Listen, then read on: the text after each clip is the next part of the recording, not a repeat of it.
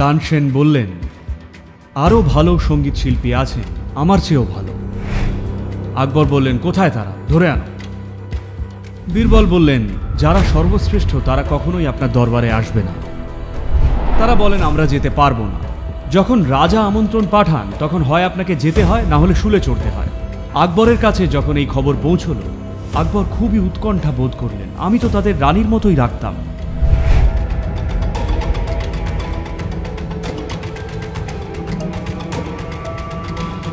ভারতে এই ধরনের অনেক গল্প ও কিংবদন্তি রয়েছে সঙ্গীত শিল্পীদের নিয়ে।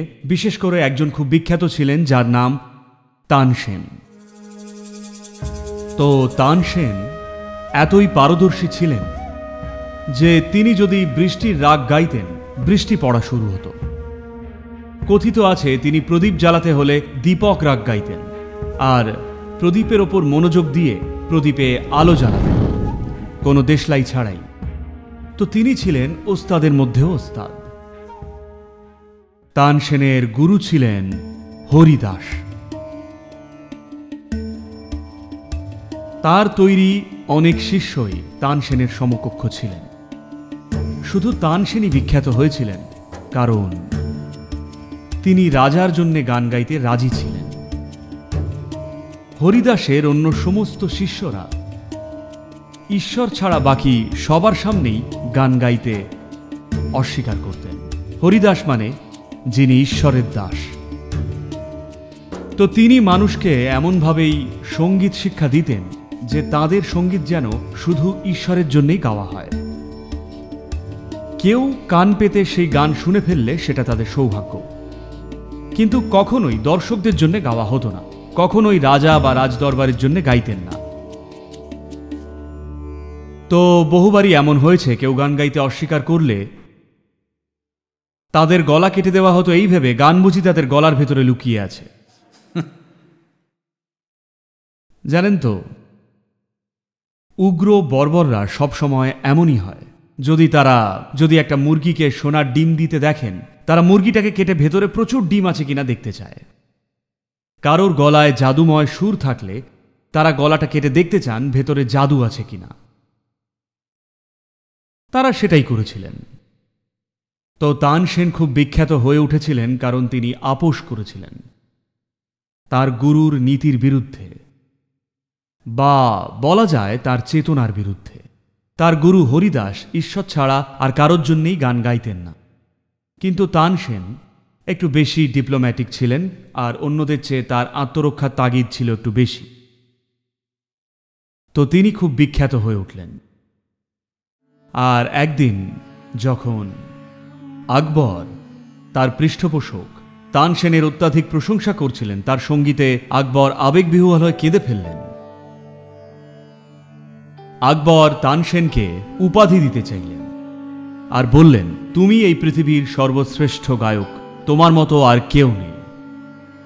তখন তানসেন বললেন, না মহারাজ, পৃথিবীর শ্রেষ্ঠ সঙ্গীতজ্ঞ হওয়ার এই সর্বোচ্চ খেতাবটি আমি গ্রহণ করতে পারবো না, কারণ আরো অনেকে আছেন যারা আমার চেয়েও ভালো।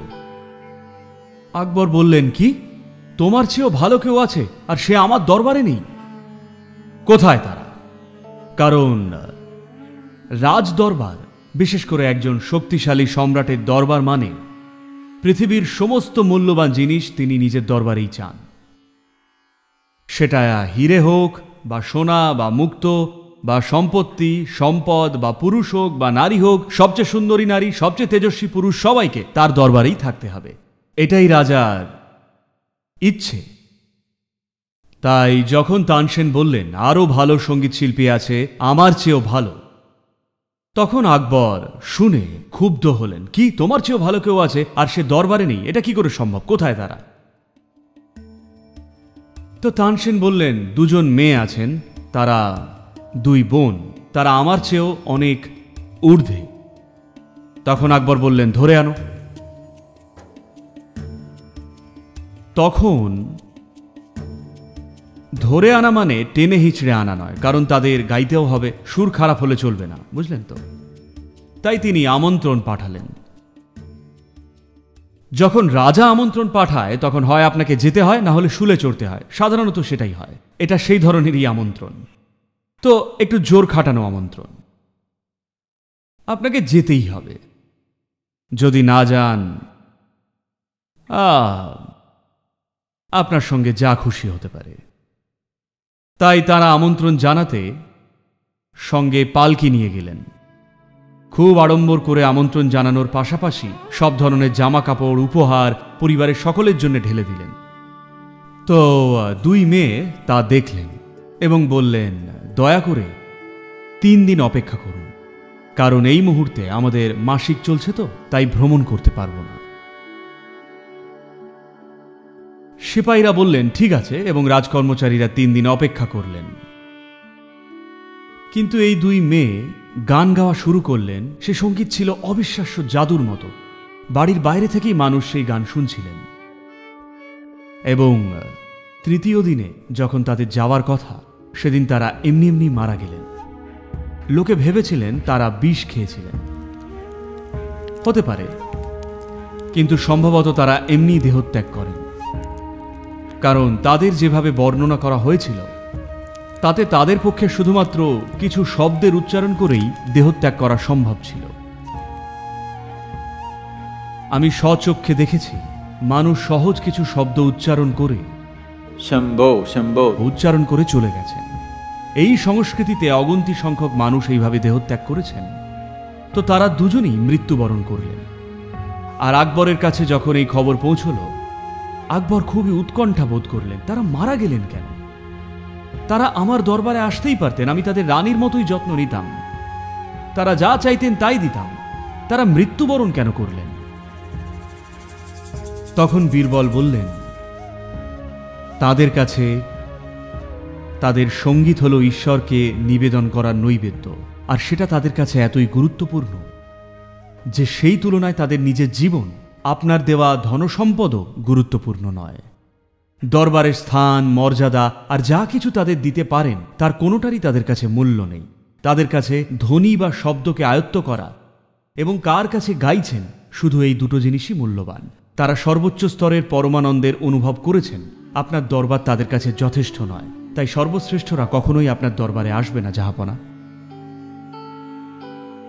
তাই সঙ্গীতকে সাধনা হিসেবে ব্যবহার করে ঈশ্বরের সান্নিধ্য পাওয়ার এই পথটা বরাবরই শক্তিশালী এক পথ ছিল। গভীরভাবে সঙ্গীতে মনোনিবেশ করা।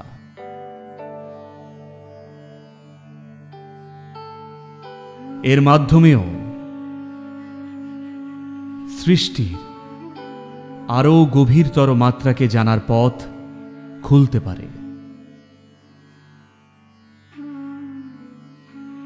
কেউ যদি সৃষ্টির যথেষ্ট গভীরে ডুব দিতে পারেন, তার পক্ষে সৃষ্টির উৎসকে না জেনে থাকা অসম্ভব।